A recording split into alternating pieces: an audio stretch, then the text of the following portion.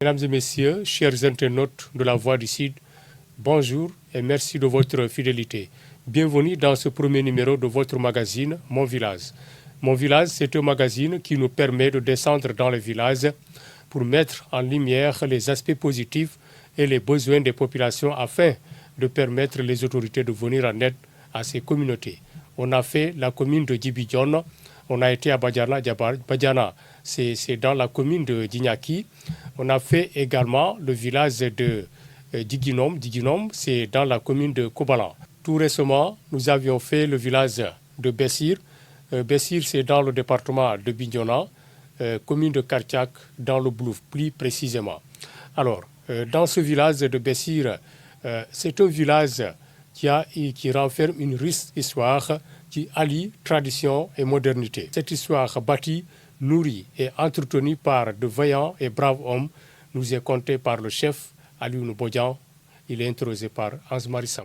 Situé au cœur du Blouf dans la commune de Kartiak, le village de Bessir, dont le nom est connu du grand public sénégalais, renferme une riche et sacrée histoire qui remonte à des origines immémoriales et soutenue par des valeurs traditionnelles qui résistent au temps et à la modernité. Amidou Sané, l'actuel chef de village qui a hérité la chefferie de son père, nous raconte le passé et le vécu de son terroir, peuplé de 1480 âmes et réparti en 3 quartiers que sont Kalolai, Djibel et Mouyon. Auparavant, on appelait Bessir. Bessir, c'est le nom des populations qui est appelé Bessir. Mais après, Bessir, c'est le Toubab. Mais après, la population, on s'est retrouvé à dire maintenant c'est Bassir qui est en vogue. Mais Bessir, c'était une herbe que les populations qui étaient là ont vu. C'est à partir de l'herbe-là, on a pris le nom de Bessir. Bon, les populations de Bessir, moi, je n'ai pas tellement cherché pour voir, mais la population de Bessir, on m'aurait dit que les gens sont là, ils ont dû réussir. Et d'après les renseignements, c'est la famille Badi qui est arrivée en première position. Mais d'où ils viennent, ça, je ne peux pas vous le dire. Je ne connais pas. Et je n'ai pas été très curieux pour demander telle famille, elle vient d'où, telle famille, elle vient pas. Parce qu'il y a beaucoup de divers.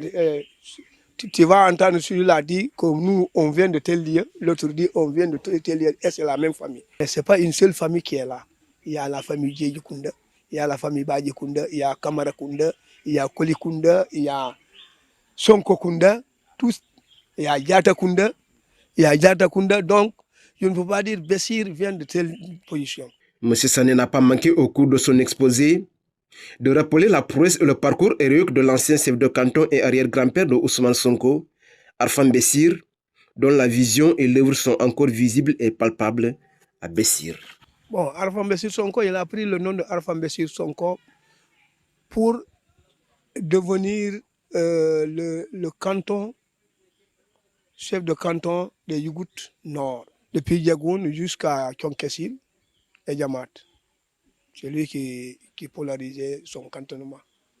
Il a beaucoup travaillé, il a beaucoup éduqué les populations, il nous a amené beaucoup de choses que les gens ont suivi jusqu'à ce que même il défendait beaucoup de choses des populations envers le colon. C'est pourquoi c'est à partir de là, de sa popularité, qu'il a pu avoir l'école comme récompense. Parce qu'il était connu partout. Mais on lui a demandé qu'est-ce que tu veux qu'on vous donne comme récompense. Il a dit, moi, ce n'est pas pour moi seul, parce que nous sommes nombreux. Donnez-moi une école, à partir de là, les gens, on aura beaucoup de cadres qui vont aller un peu partout et faire développer les populations. Le spécialiste en peste devenu chef de village a par ailleurs exposé les nombreuses difficultés que vivent au quotidien les populations de son village avant de lancer un appel pressant aux autorités à y remédier. Bon, nous ici à Bessir, d'abord, le premier problème, nous on n'a pas, auparavant on avait beaucoup de rizières. Et actuellement nos rizières sont complètement salées. on n'arrive même pas à avoir du riz. Nos rizières sont complètement salées. Nos rizières sont salées. La salinité avance. Même le côté là, tous nos puits qui sont de ce côté-là sont salés. On traverse la route pour chercher de l'eau douce. C'est pourquoi le forage nous a vraiment rendu et venu à son heure pour satisfaire la population en eau. L'électricité aussi, c'est bien. L'électricité est venue aussi à son heure parce que sinon, si c'était auparavant comme on allumait les lampes tempêtes et autres, ça allait être parce que les populations se multiplient. Les gens se multiplient. Tu vois, tu entres dans une famille, tu trouves là-bas presque une vingtaine de personnes dans une même maison. Mais l'électricité règle beaucoup de choses. On n'a pas de collège. Les autres vont à Djanki, les autres vont à Kanyobo, à pied. Si le père de famille a des moyens, il peut trouver ses enfants des vélos. Mais si tu n'as pas les moyens, ton fils marche à pied. Alioune Sani a saisi la même occasion pour rappeler les principes et valeurs cardinales qui régissent sa gouvernance locale et garantissent la vie en communauté. Nous continuons toujours dans la pratique ancienne. Pourquoi? Parce qu'aujourd'hui, si il y a un conflit entre deux personnes, d'abord, avant de venir chez moi, chef de village, d'abord, il essaye de régler ça en famille. Si ce n'est pas possible, le délégué de quartier appelle ses sages et il appelle ces deux personnes, ils essayent de régler la chose dans leur quartier. Maintenant, si ça persiste, ils arrivent chez le chef de village. Arrivé chez le chef de village, il appelle ses délégués de quartier. Et chaque délégué vient avec ses sages. On s'assoit et on écoute les deux personnes. C'est à partir de là aussi, quand on leur dit que tel, tu as tort, tu as raison. Maintenant, on arrête le problème là ici. Maintenant, allez-y et continuez à rester en famille. Parce qu'on ne veut pas que ces choses-là aillent loin d'ici, hors du village. Parce que si on vous amène ça au tribunal, maintenant,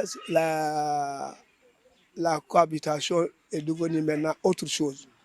Parce que là, en ce moment-là, c'est fini. Si vous arrivez au tribunal, la cohabitation est devenue caduque.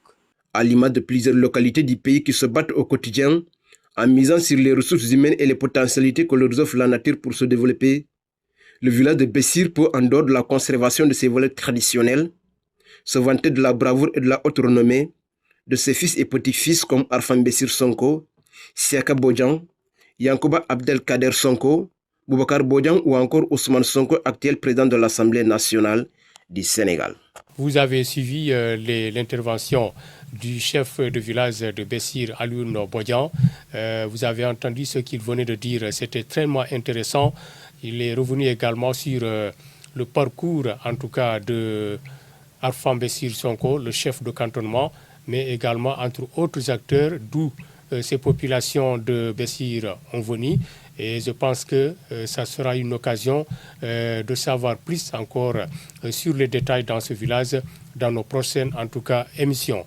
Mais aujourd'hui, nous allons poursuivre toujours ce magazine Mon Village. Nous allons rester toujours à Bessir, d'où se soigner relève parfois du parcours du combattant. Les femmes, les enfants, les personnes âgées, tous sont confrontés aux mêmes réalités. Structure insuffisante, manque de moyens. Notre reporter Lamine Touré a recueilli leurs témoignages. On l'écoute. C'est en 1974 que les premiers bâtiments ont été construits grâce aux fonds propres des autochtones. Nous sommes au poste de santé de Bessir, situé dans la commune de Kartiak, département de Bignona.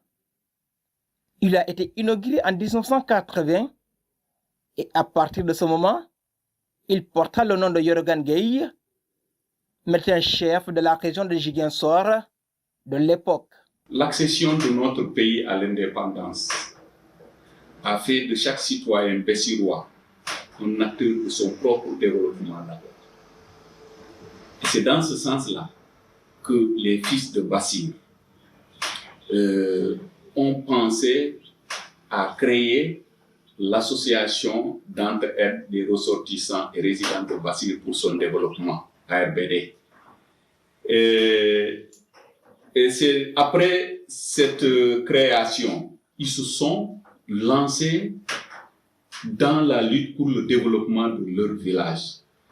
Et dans leur réflexion, ils ont pensé que, vous-même, vous l'avez dit à votre arrivée, la santé d'abord. Donc, ils ont d'abord pensé à construire un poste de santé. Et c'est en 1974 que sa construction a commencé. Elle a été achevée en 1979. Et c'est en 1980 que son inauguration a vu le jour. Et à son inauguration, en cette année-là, 80, il a pris le nom de Yoro Gange, qui était alors le médecin-chef de région de Ziguinchor. Aujourd'hui, ce poste fait face à d'énormes difficultés, notamment l'accès à l'eau, à l'électricité et à d'autres services essentiels. Les difficultés sont très nombreuses, mais il y en a quand même qui nécessitent d'être citées ici. D'abord, les charges fixes que le poste de santé doit supporter. On parle de l'électricité, on parle de l'eau, mais surtout l'électricité. Et vous savez, un poste de santé ne doit pas rester sans eau ni électricité. Vous avez vu tout à l'heure ici un frigo qui est branché et qui fonctionne 24 heures sur 24. Il sert de conservation de certains produits médicamenteux il faut obligatoirement les mettre au frais. Ici, l'inquiétude liée au déplacement en cas d'urgence est parfois synonyme de souffrance pour les malades. L'unique ambulance, vieille de plus de 20 ans, ne répond plus aux besoins présents des populations. Et justement, vous avez dépassé ici une carcasse d'ambulance. Pas très longtemps qu'hier, avant-hier d'ailleurs, on avait un cas urgent qu'il fallait évacuer vers le centre de santé de référence qui est Thionkessi. Mais nous avons eu d'énormes difficultés pour pouvoir décrocher une ambulance de notre village. Parce qu'ils habitent loin, pas des difficultés liées à leur propre lenteur, mais l'ambulance doit venir de loin. D'abord, comme je l'ai dit tout à l'heure, un chauffeur qui est considéré comme un bénévole, il faut qu'il va à d'autres besoins pour pouvoir survivre. Si vous l'appelez pendant qu'il est au champ, qui sont par exemple à des kilomètres de son village, il faut rentrer à pied, venir se laver pour mettre ses habits, porter ses habits et venir secourir le malade. Il va devenir comment? De nouveaux projets sont en cours à hauteur de 40 millions. Les projets, c'est aussi la construction du logement de l'infirmier et même de la sage-femme. Ça, c'est un programme du PNDL et du PEDEC. Évidemment, il y a la mairie qui est aussi là-dedans, dans ce projet, parce qu'il va participer pour 2 millions. Donc, les 2 millions vont venir trouver 38 millions du PEDEC et du PNDL. Ça va faire 40 millions et c'est ça le coût de ce projet-là.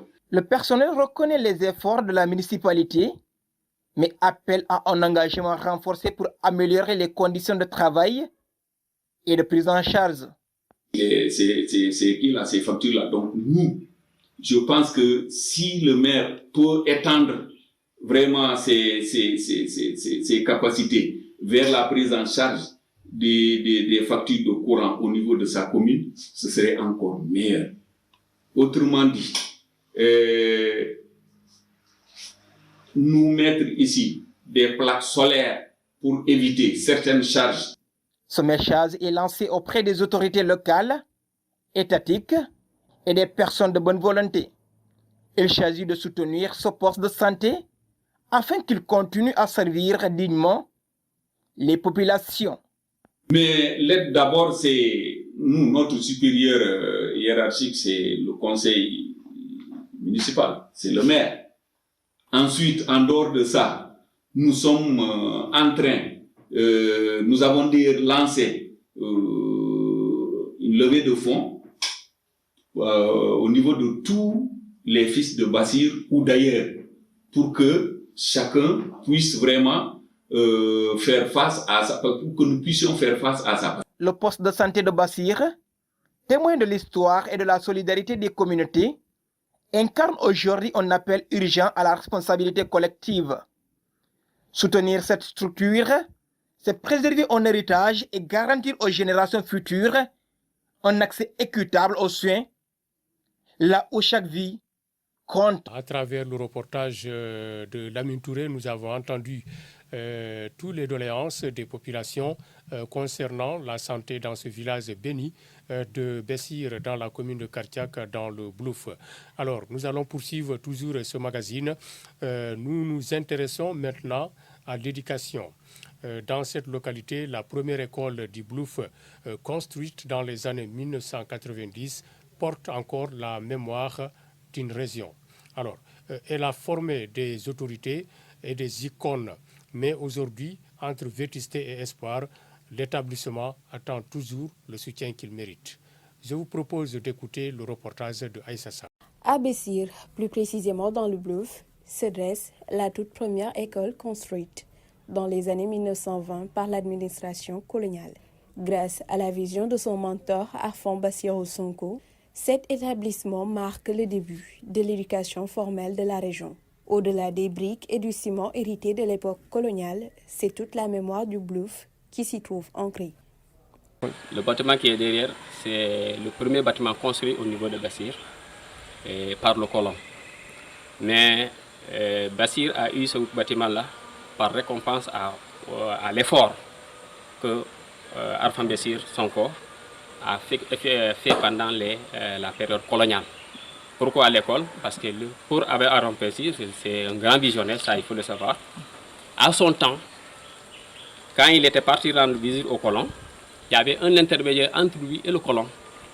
Il a pensé à ce qu'aujourd'hui, au moment où nous sommes, qu'il n'y ait plus d'interprète entre le colon et ses fils et ses petits-fils que nous sommes. Cet temple du savoir a formé plusieurs personnalités devenues des hautes autorités du pays et même des icônes de la Casamance. Mais malheureusement, son état de délabrement est très avancé. Ces sages lancent un appel aux autorités afin qu'elles posent un clin d'œil sur cette école centenaire. Et on a un problème même. Le coût de l'électricité est trop cher. On prend l'argent de l'électricité, on paye les factures. Et même l'eau, on paye les factures de l'eau. Donc ça nous coûte cher. Il y a un problème. Vraiment, nous lançons un grand appel, parce qu'on ne peut pas tout citer tout le monde, qui sont passés par cette école, de penser à l'école. Que l'école les a tout donné, c'est à leur tour de penser à l'école. En faisant quoi? En venant s'enquérir des problèmes de l'école et d'essayer de les régler au fur et à mesure pour permettre à leurs petits frères, à leurs fils, à leurs petits-fils qui sont là, eux aussi de suivre le chemin qu'ils ont suivi et être à leur niveau, et même leur départ, de dépasser. C'est ce que nous souhaitons. Malgré les fissures du temps et les manques d'aujourd'hui, l'école de Bessir reste debout. Elle rappelle que l'éducation du Blouf est née ici et que c'est ici aussi que doit se jouer son avenir. À travers le reportage de Aïssa Sall, vous avez entendu dans ce village de Bessir, en tout cas, ce qui se passe concernant la santé, l'éducation. Alors, il s'est exprimé, en tout cas, il a tout énuméré, les doléances de ces populations. C'est très intéressant que les autorités viennent en aide à ces populations de Bessir concernant l'éducation, d'où on signale également qu'il n'y a que 2 écoles, école primaire et l'école de la case des tout-petits. Mais également, il y a l'école coranique. Mais il y a également l'école coranique et c'est important dans cette localité de Arfan Bessir Sonko, le héros. Alors, nous allons poursuivre ce magazine toujours dans ce village de Bessir pour parler cette fois-ci du maraîchage. Dans ce village de Arfan Bessir Sonko, les femmes transforment la terre en ressources pour nourrir leur famille. Un travail courageux mais parsemé d'embauches. Je vous propose d'écouter ce reportage réalisé par votre serviteur. À Bessir, dans la commune de Kartiak, dès 6 heures du matin, arrosoir à la main et sous le soleil, Les femmes maraîchères travaillent la terre pour en faire une véritable source de revenus. Par leur courage, elles garantissent une alimentation saine à tout le village. Ibrahima Koli wa ati commune wa yandewli mi projet mo Badiop. Ce jardin nous a été attribué par la mairie à travers notre chef de village, Ibrahima Koli. Nous sommes très contentes de l'avoir, mais pour aller plus loin, nous avons besoin de matériel qui nous permettent d'arroser plus facilement nos produits. En attendant, nous nous organisons pour chercher la fumure organique afin de faire pousser les légumes. Nous lançons donc un appel à l'aide pour mieux faire ce travail, car c'est grâce à ces revenus que nous arriverons à payer la scolarité de nos enfants.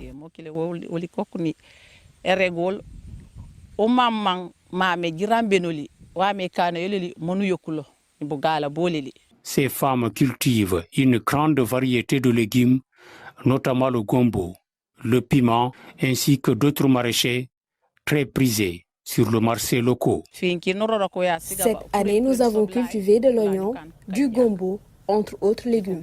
Pour l'instant, nous travaillons uniquement avec des arrosoirs. C'est un travail très pénible, mais nous faisons avec les moyens du bord.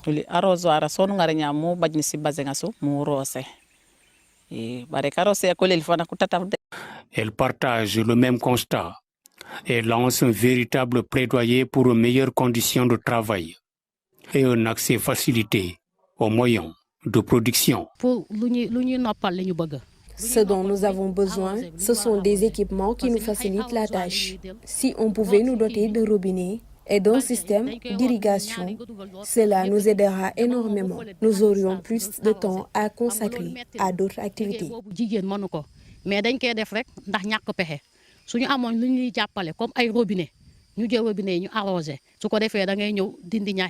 Si le maraîchage reste un travail exigeant, elle est aujourd'hui menée en collaboration. De plus en plus d'hommes s'impliquent aux côtés des femmes pour faire vivre les périmètres agricoles.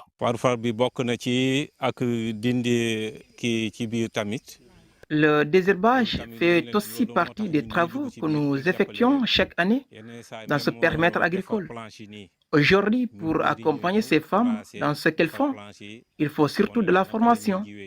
Si elles sont bien outillées et bien formées, leur travail sera beaucoup plus facile et plus rentable. Mais si nous avons une formation, nous savons que nous parce que dans cette localité, les femmes cultivent la terre et sèment l'avenir. Un avenir qui dépend aujourd'hui du soutien qu'on voudra bien leur apporter. Voilà, mesdames et messieurs, chers internautes de la Voix du Sud, merci. Nous avons suivi ensemble, en tout cas ce magazine Mon Village. Dans ce premier numéro, on a parlé santé, éducation, activités génératrices de revenus. La prochaine fois, on aura peut-être parlé du sport dans un autre village. Merci de votre fidélité. On se donne rendez-vous très bientôt pour un autre voyage dans un autre village. Mais si vous voulez voir votre village à l'honneur, appelez-nous au 77 253 62 62. On se donne rendez-vous très prochainement. Au revoir.